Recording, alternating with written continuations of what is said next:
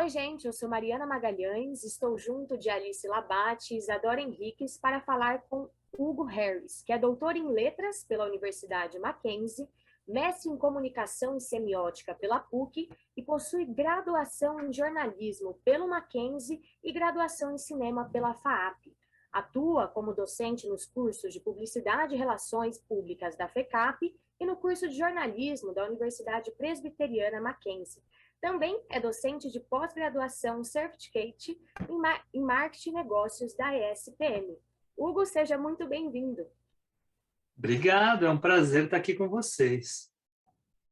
Para começar, nos conte um pouco sobre sua história, né? Você é formado em cinema e jornalismo, e o que te levou a fazer 2 cursos da área de comunicação? Bom, eu sempre quis fazer cinema, sempre foi a minha primeira opção, e foi o que eu fiz, né? Eu sempre fui um cinéfilo inveterado, né? Assistia muitos filmes desde pequeno, lia de tudo a respeito de cinema, sabia as coisas de cor e tal.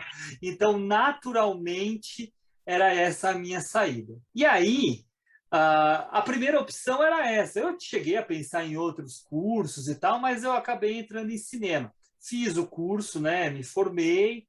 E aí, em seguida, já começou a me cutucar que eu queria complementar a minha formação. Principalmente porque eu achava que a minha primeira formação, apesar de eu ter gostado muito, foi uma formação excessivamente prática e que eu tive pouca vivência universitária.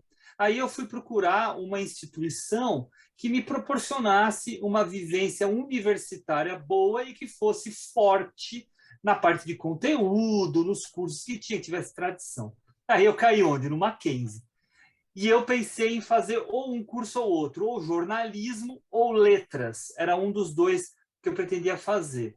Considerei naquele momento que jornalismo seria mais adequado, até mesmo pelo perfil que eu tinha, relacionado muito a uma proximidade que eu tinha com redação e tal, né? Porque eu trabalhava muito com roteiro dentro de cinema, então eu acabei indo para essa área. E foi muito bom, né? Porque eu acabei trabalhando também na área, acabei ficando por um tempo fazendo o curso, finalizei ele também em menos tempo, porque eu eliminei matérias do curso de jornalismo devido à faculdade anterior. Então, acabou que foi muito bom, e depois emendei mestrado, doutorado, tudo isso foi bem satisfatório para mim.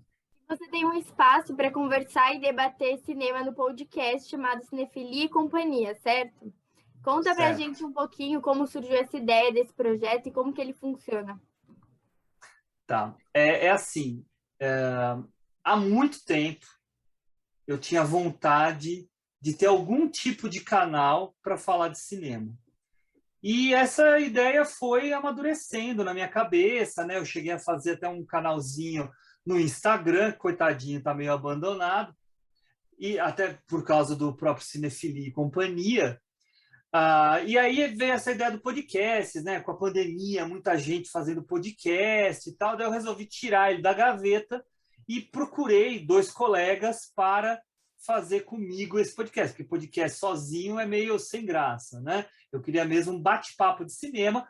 Eu bato muito papo de cinema com os meus alunos, mas eu queria pessoas que já tivessem uma certa experiência, repertório e tal. E daí eu chamei a Juliana Varela e o Henrique Pires para me acompanharem. A ideia é falar de cinema no geral, né? Escolher um filme ou vários filmes a respeito de algum tema ou de algum cineasta, que seja artista em geral, e falar a respeito disso. Muitas vezes até porque as pessoas não conhecem os filmes. São filmes um pouco escondidos. Mas não é, a meta não é, vamos falar só de filmes escondidos. A ideia é falar de cinema em geral, falar das coisas que a gente gosta. Daí a dinâmica é uma dinâmica que proporciona muito isso. Por quê? Porque a gente estabeleceu desde o princípio que muitos dos episódios do ano, a gente agenda por ano, né, para planejar tudo bonitinho, seriam escolhidos por cada integrante do grupo. Então, num mês sou eu, no outro mês é o Henrique, no outro mês é a Juliana, e os outros não podem opinar. Simplesmente, assim, se eu escolho um filme, é o filme que eu escolhi e acabou. Só que, claro, não são apenas esses. Tem alguns que a gente entra em acordo para fazer, mas a gente tem pelo menos 4 ou 5 vezes no ano um integrante colocando o seu, né? 5 meus, 5 do Henrique, 5 da Juliana.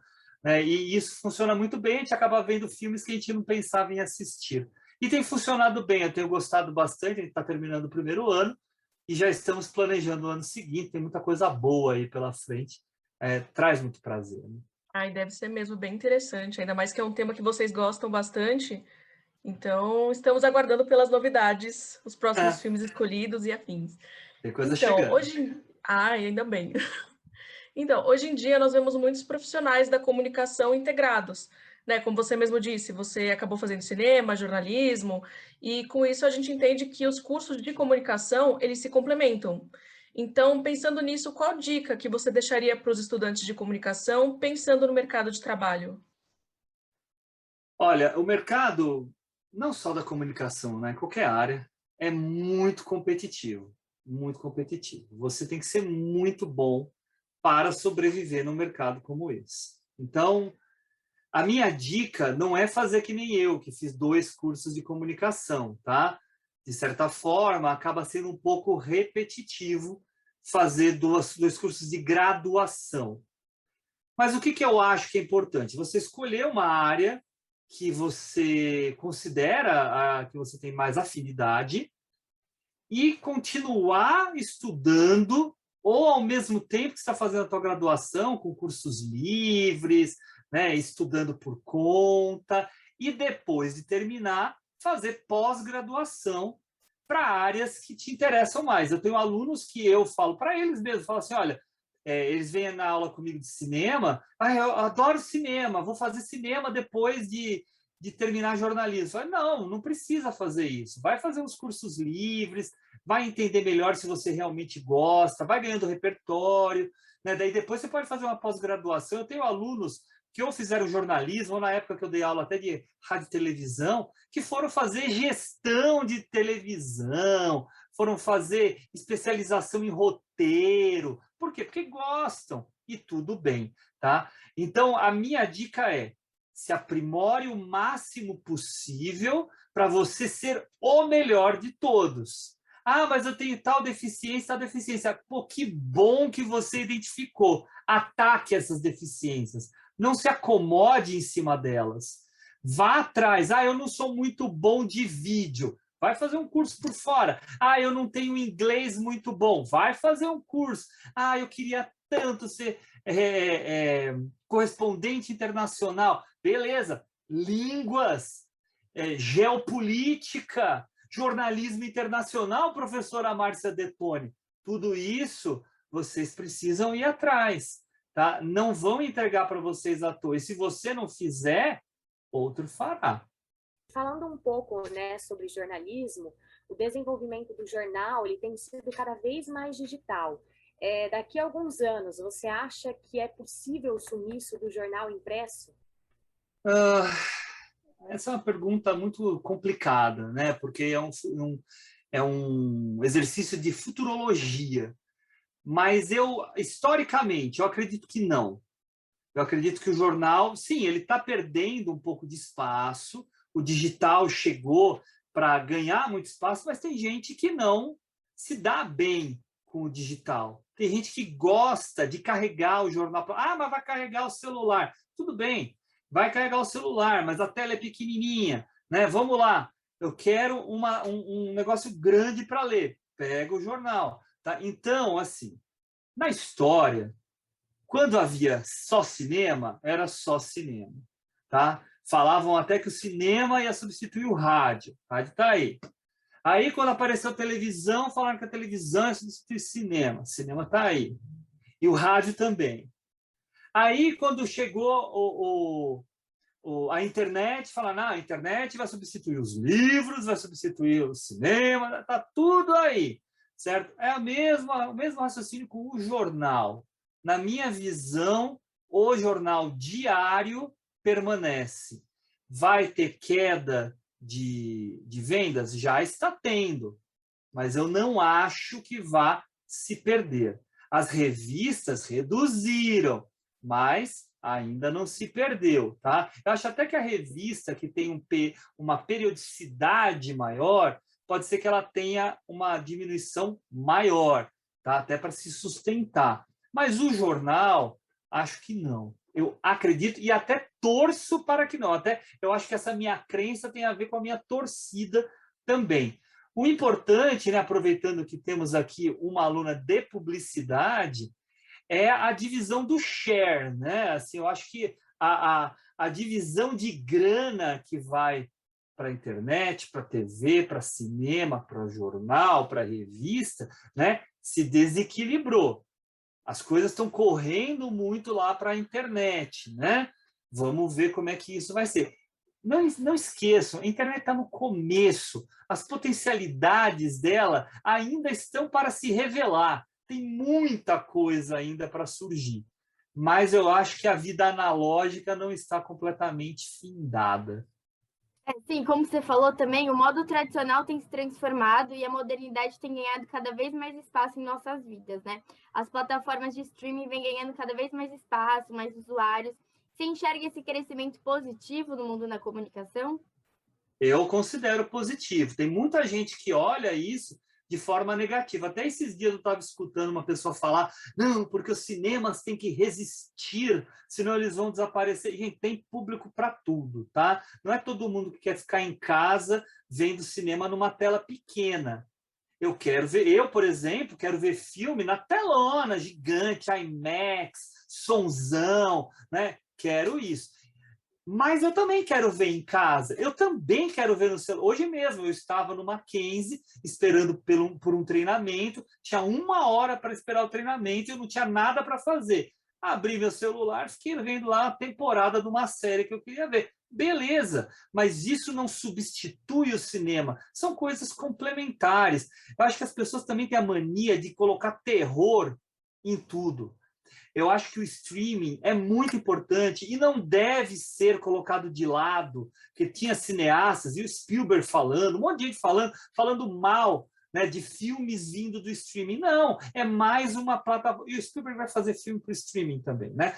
Então, é mais uma plataforma que nos traz, mas não vai substituir ninguém. É o que eu estava falando do jornal, não vai colocar no lugar. Você não vai perder a possibilidade de ir no cinema. Talvez reduza, mas tem muita sala, tá? Mas ainda vai ter cinema, você pode ter certeza. Então, streaming, funciona, aparece um monte de... As pessoas não querem... É claro que o pessoal que está nos escutando não está me vendo, mas muitos alunos estão escutando. Você olha aqui atrás de mim, tem um monte de DVD, eu tenho mais de 6.000 filmes aqui em casa, certo? Por quê? Porque eu coleciono, mas eu sou uma pessoa rara, vamos colocar assim, as pessoas não colecionam mais. Então, se você quer ver um filme, você não encontra para assistir. O streaming chega para ajudar nisso. É que tem muito streaming porcaria, né? Streaming que tem, o filme velho deles é de 2012. Não tem filme de 1920, tá? Então, por isso até a minha DVD-teca não morrerá jamais, porque eu tenho aqui, certo? Agora, tem streaming especializado de filmes independentes, de filmes antigos, né? Basta as coisas irem crescendo, mas novamente, está no começo. Ainda tem muita coisa para acontecer, tá? Até porque as locadoras morreram. Bom, e a gente sabe que você dá aula de cinema, de criação e edição de áudio e vídeo digital para o curso de jornalismo. E aí eu queria te perguntar como que surgiu a arte de contar história com imagens? Essa pergunta é meio capciosa, depende. Contar histórias por meio de imagem desde as pinturas rupestres, lá de milênios atrás, tá? Mas eu acho que é mais adequado a gente falar aqui é da imagem em movimento, né? Quando é que ela vem, né? E aí muita gente vai falar, surgiu com o cinema. Na verdade, não, né?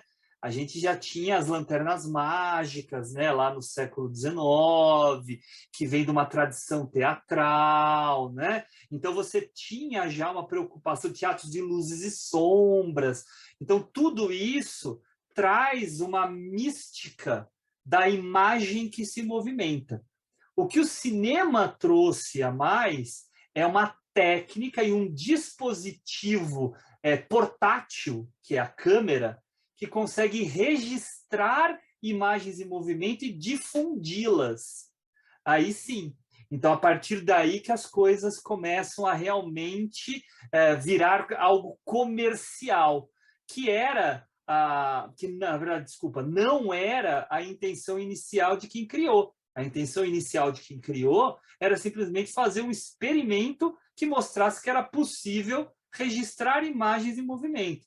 Que depois isso foi transformado para contar histórias, aí os anos fizeram a coisa caminhar.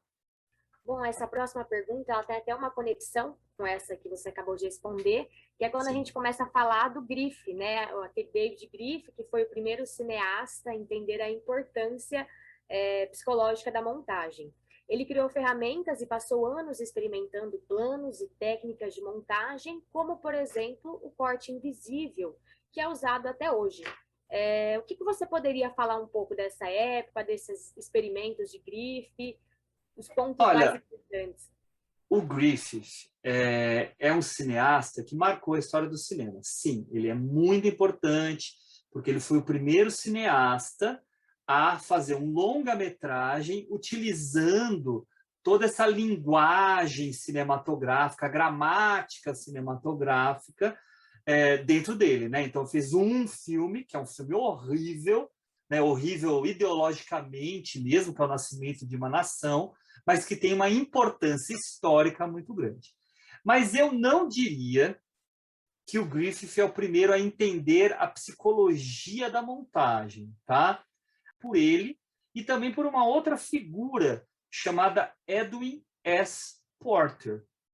O Porter, que foi assistente do Thomas Edison e tal, fez diversos filmes no início do século XX testando as técnicas de montagem, que ele nem sabia que ele estava testando direito, o que ele estava fazendo.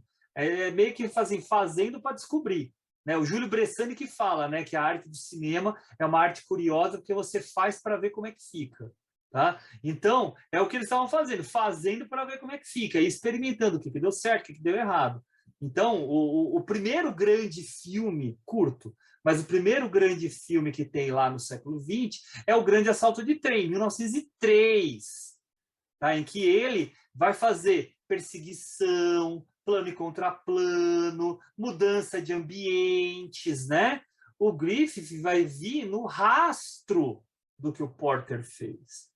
E o que o Méliès fazia na França, que também tinha montagem, sem ele saber que chamava montagem, porque ele faz isso na virada do século XIX para o XX, também é uma espécie de montagem, porque ele vai de ambientes para outros ambientes e ainda fazendo efeitos visuais.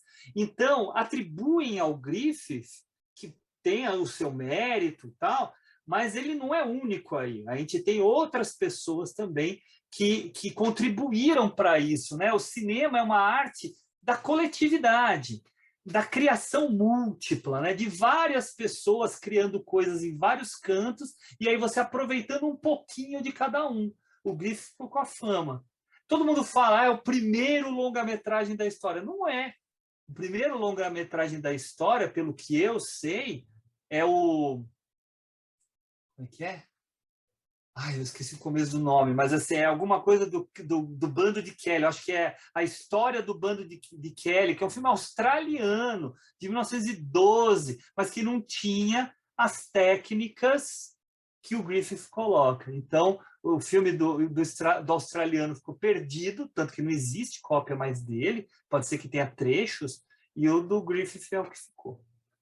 E nos primeiros 30 anos de cinema, muitos montadores eram mulheres, e porque era considerado trabalho para elas, né? E aí foi quando surgiu o som que os homens se misturaram no meio das montadoras. Por que a organização era feita dessa forma? Olha, eu diria, em primeiro lugar, que é uma coincidência encontrada nessa situação, tá? Porque, claro, que mulheres podem fazer montagem e fizeram com som, e homens podem fazer montagem sem som, tanto que um dos grandes montadores da história foi o Dziga Vertov, lá na União Soviética dos anos 20, tá? Mas tudo bem. Eu vou aqui citar uma entrevista que eu vi num documentário que eu gosto muito, chamado Cutting Edge, que é sobre montagem, que foi o Walter Murch, que foi montador do Apocalipse Now, do Poderoso Chefão, Paciente Inglês e tal, ele falando sobre esse momento histórico. Ele falou o seguinte, e eu tendo a acreditar nele quando estudei isso, que as mulheres estavam mais presentes no setor de montagem do cinema mudo porque elas tinham maior facilidade para o trabalho manual, por causa de todo o contexto das mulheres naquele período, que eram colocadas em serviços da casa e tal, né? Que hoje a gente fala isso, parece uma aberração, né? Mas naquela época era assim, né? Vamos entender que estamos falando lá do início do século XX, né? Claro que elas eram capazes de fazer todas as funções, mas a indústria sempre foi machista, continua sendo de alguma forma, né? Mas ela era ainda mais. Para a mulher ficar, por exemplo, numa posição de comando mesmo, ela precisava ter a chancela do marido, era uma coisa horrorosa, né? Mas então, elas faziam trabalhos manuais, e a montagem no cinema, por ela ser uma montagem física, em que você pegava 2 pedaços de filme e colava um no outro, era algo extremamente manual, que o pessoal comparava, e isso o Walter Murch falando, né? Comparava a tecelagem, a tapeçaria, né? Que tinha que ter esse cuidado na hora de fazer. E há, sim, um entendimento sobre a psicologia mesmo feminina, de que elas são muito atentas, são muito perceptivas, né? Então, a montagem necessita mesmo dessa sensibilidade. E aí, falou sensibilidade, conecta com a mulher, porque homem não tem sensibilidade, né? É a mulher. Então, tinha essa questão, tá? Então, eu acredito, não estou dando um dado informativo, mas eu acredito no que o Walter Murch diz,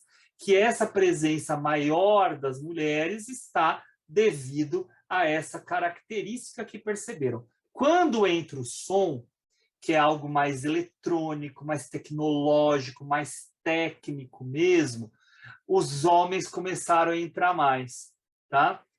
Acredito também por causa de um certo machismo. Mulher não é capaz de entender, né? Mas a gente sabe, grandes montadoras hoje. Eu tenho uma grande amiga que é montadora aqui no Brasil, que fez faculdade até comigo, e que faz muito sucesso, fez vários filmes premiados, séries, né? Faz aquela série da Netflix, o Sintonia, né? Ela tem muitos trabalhos legais por aí, né? E tem muitas outras. Mas, enfim, naquela época era isso que se pensava, tá? É o que eu tenho a dizer a respeito. Pois é, e ainda falando sobre a presença das mulheres no mundo cinematográfico, a Margaret Booth foi uma das primeiras mulheres que se destacaram no meio de tantos homens.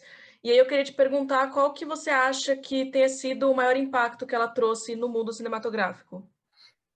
A Margaret Booth é muito curioso porque você lê livros a respeito de cineastas e eles falam dela porque conviveram com ela.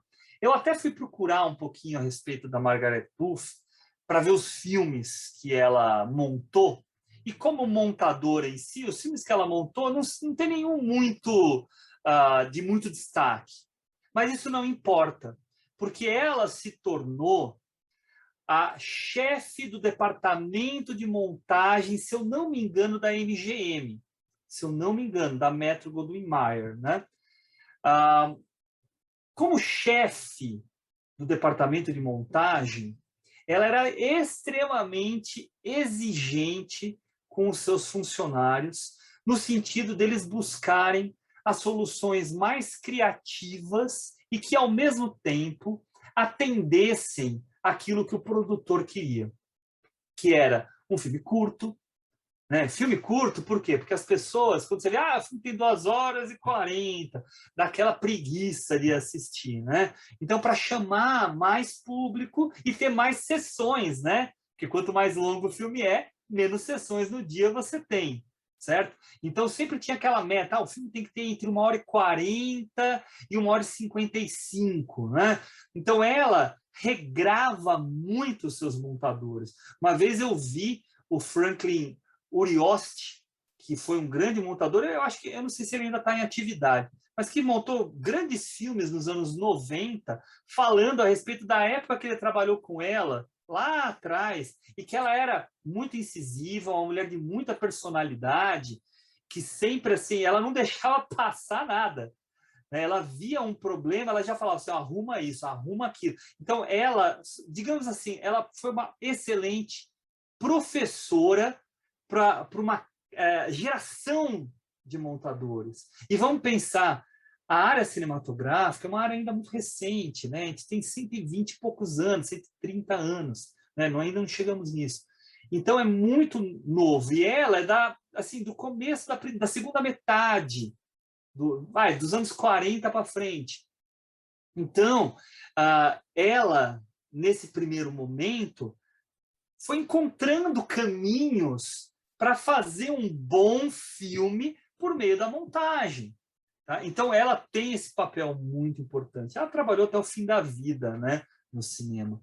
O próprio Sidney Lumet, no livro dele, né, no Fazendo Filmes, fala dos encontros dele com ela e que ele pegou o fim da carreira dela, assim, que ela já estava com pouca energia, mas ela ainda dava bastante bronca. E essas broncas são positivas. Como eu falei, é uma grande professora.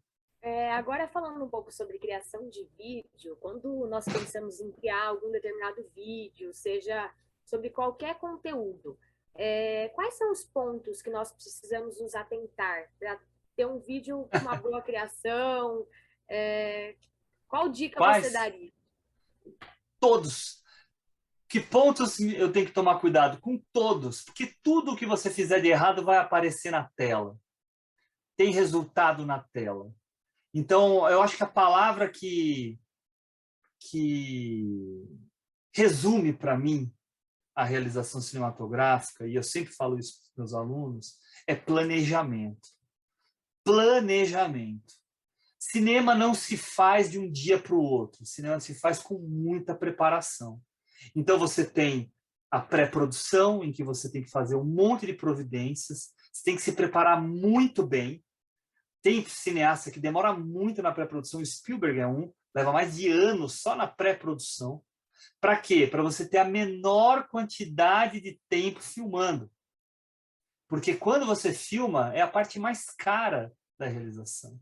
E se não está tudo bem pensado, é dia a mais que você gasta, é recurso a mais que vai embora, é coisa que você desperdiça, quando tinha película, né, e tem cineastas que até hoje filmam com película, é desperdício de película, é desperdício de equipamento, de aluguel de equipamento, de área de equipe, né? Então, tudo isso precisa ser pensado com antecedência. Tá? E na finalização, você também tem que ser muito cuidadoso, porque você pode estragar o que veio antes. Então, resumindo a tua pergunta, para mim, tem que tomar cuidado em todos os momentos. Você não pode fechar os olhos para nada. Tá? Não tem aquela história de que o boi engorda com o olho do dono? O filme também. Ele vai funcionar bem com você de olho em tudo. Mas você precisa ter um profissional capacitado para isso.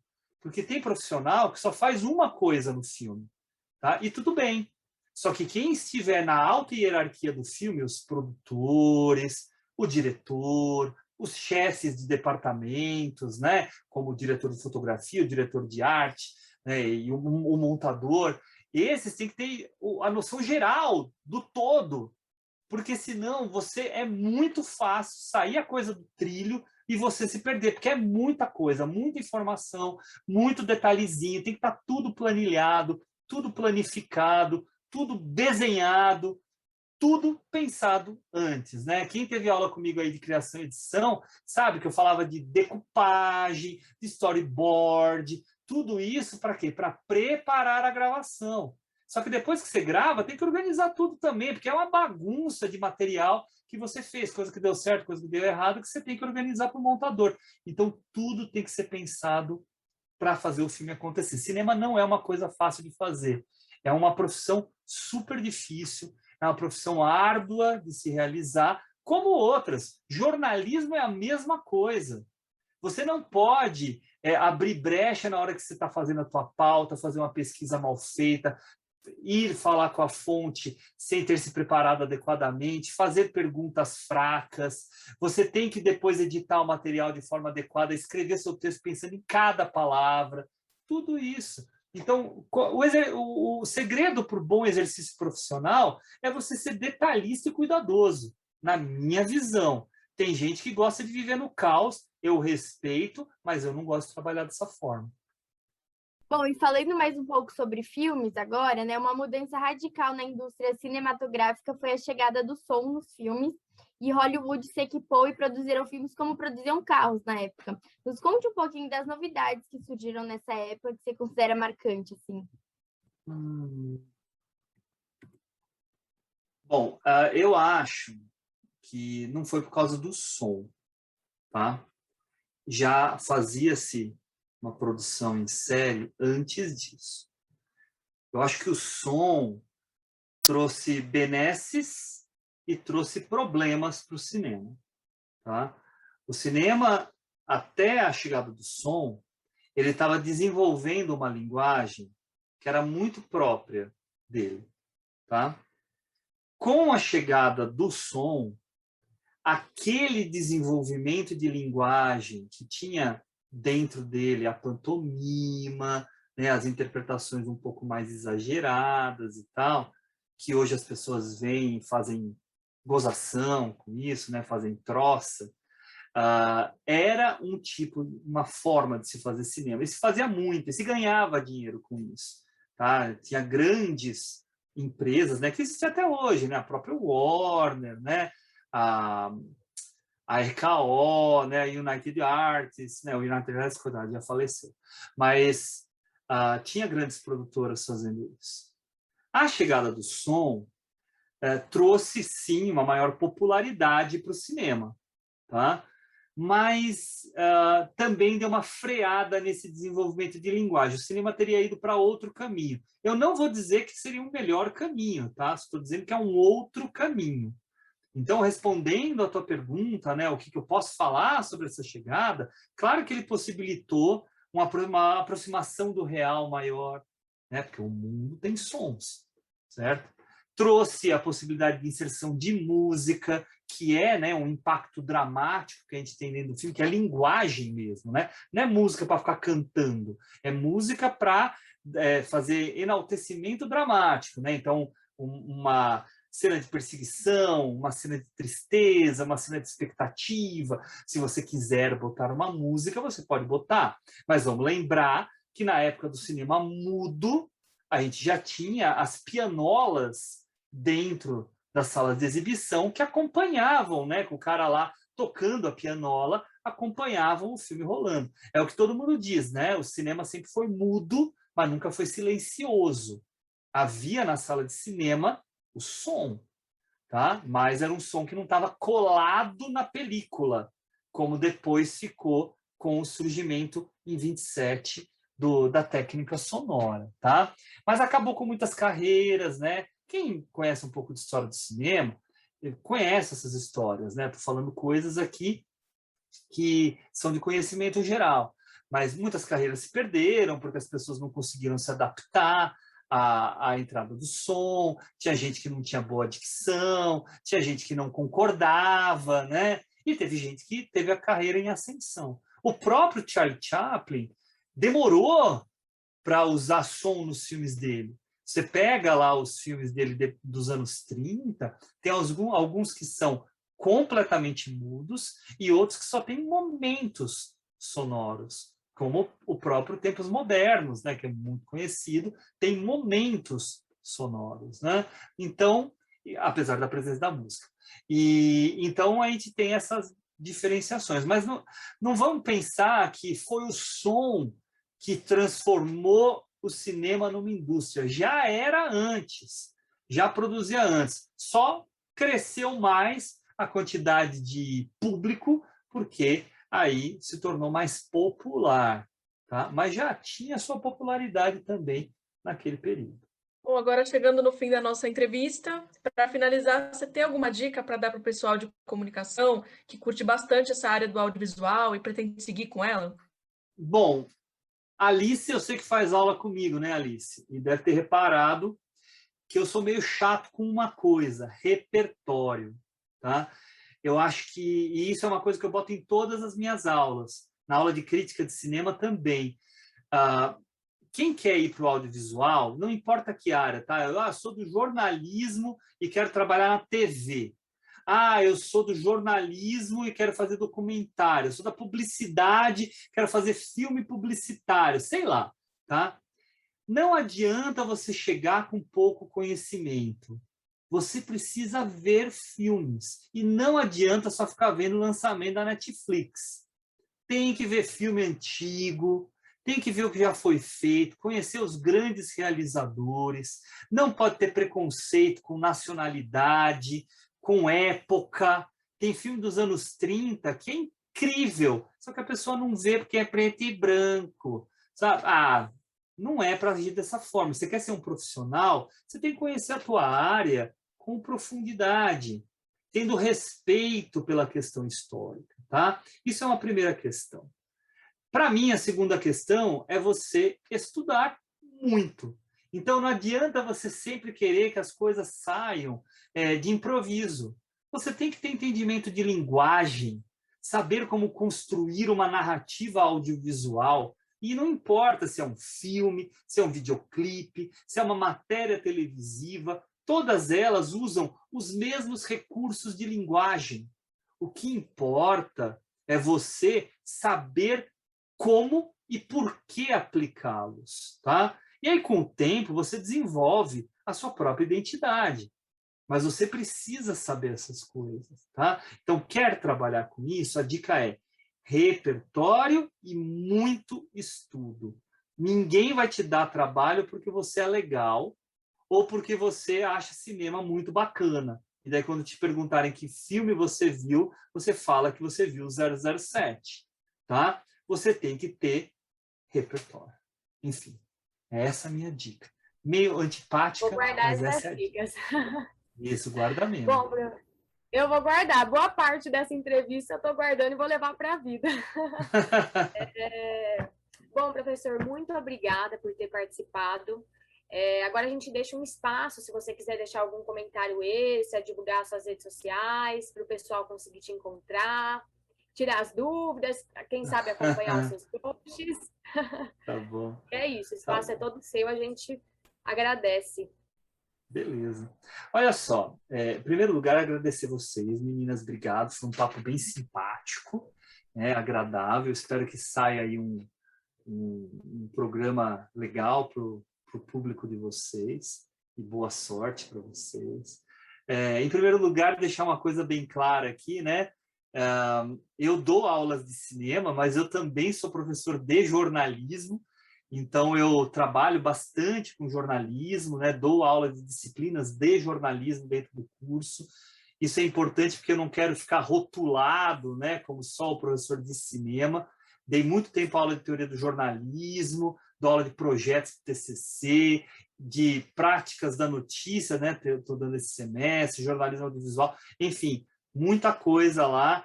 Penso muito jornalismo também, né? Mas estou aqui com a parte de cinema, porque realmente é uma área que, modéstia à parte, entendo bem, porque sempre fez parte da minha vida, tá?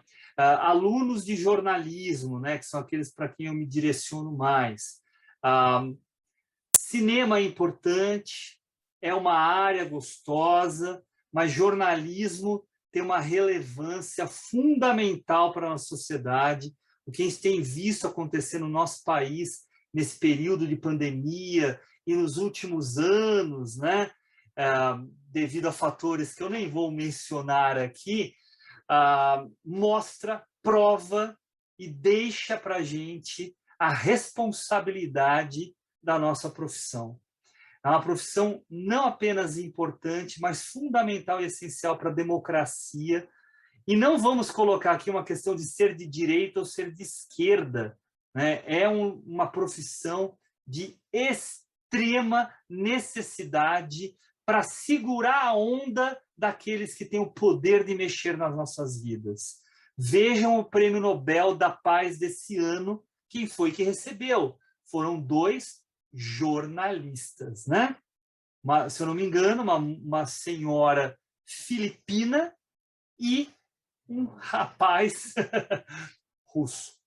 Tá? Então, a gente tem aí profissionais sendo reconhecidos no mundo todo, e temos grandes profissionais na nossa área. Tá? Então, eu sei que a gente falou sobre cinema, mas eu acho fundamental deixar esse recado aqui. Não percam o tesão mesmo pelo jornalismo, porque a gente precisa da geração de vocês para fazer o jornalismo acontecer. Tá? Agora, sobre as minhas redes sociais, quem quiser acompanhar a minha página do Instagram é o Cine Harris, é @CineHarris.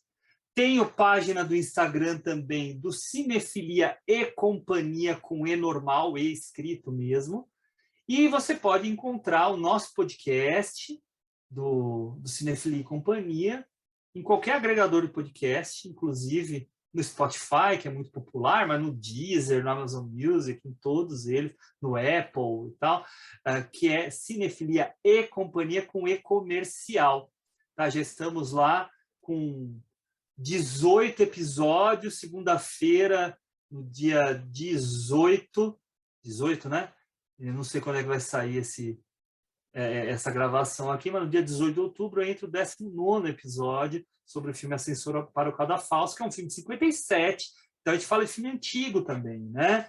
Falamos aí da Chegada, falamos aí de filmes desse ano, mas falamos de filmes antigos também, né? Então, querendo lá, daí tem lá na descrição, vocês vão ver e-mail e tal, querendo falar com a gente, falem, tá? E aqui no Mackenzie eu tenho o meu e-mail próprio, nome e sobrenome, hugo.harris@mackenzie.